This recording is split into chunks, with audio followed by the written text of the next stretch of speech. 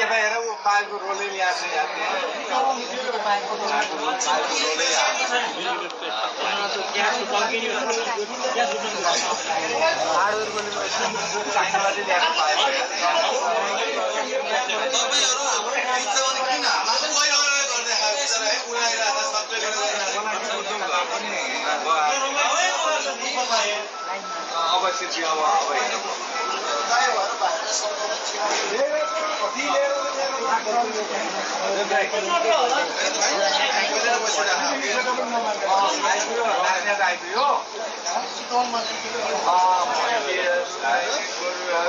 बाढी चितवन क्रस हुँदैछ नानगढ बजार।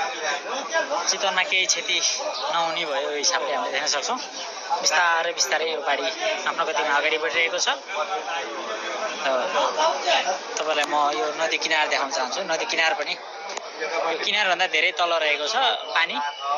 त्यति ठुलो चाहिँ आउने भने हामीले जुन अनुमान गरेका थियौँ यो चाक्लो ठाउँ भएको हिसाबले यो खासै पानीको बहाव चाहिँ माथि नआउने भयो।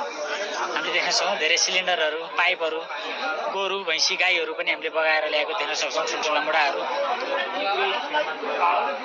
चाहिँ बिस्तारै बिस्तारै यो अहिले यो बाढी पनि कम हुँदै गइरहेको छ। पहिलाभन्दा यो अहिले पहिलाभन्दा त कम भयो नि है, भएन? तर ठ्याक्कै यो गैँडाकोट साइडतिर गएकै छैन क्या। यो जुन त्रिशुली साइड हो नि, त्रिशुली साइडतिर मात्रै आयो क्या यो, होइन? जुन अगाडि कालीगण्डकी साइडतिर यो हामीले केही पनि देख्न सक्दैनौँ। यो त्रिशुली साइड तर्फबाटै देखबाटबाट जुन त्रिशुली र कालीगण्डकी मिसिन्छ, यो त्रिशुली मिसिने साइडतिरबाट मात्रै, नानगढ साइड तर्फबाट मात्रै यो बाढी आएको छ।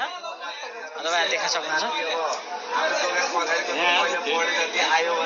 नानगढ बजार लगायत यो चितवन आसपासको क्षेत्र चाहिँ कुनै पनि जोखिम चाहिँ छैन है। यो तपाईलाई म जानकारी गराउन चाहन्छु। यो कुनै पनि जोखिम चाहिँ छैन। पानी एकदम यो जुन नारायणी किनार छ यो किनारभन्दा पनि अझ धेरै नै तल छ।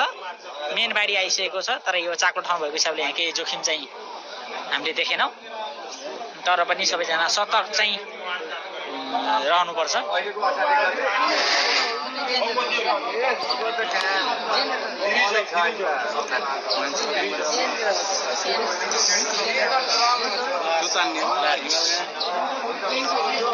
के बगायो यार त्यो?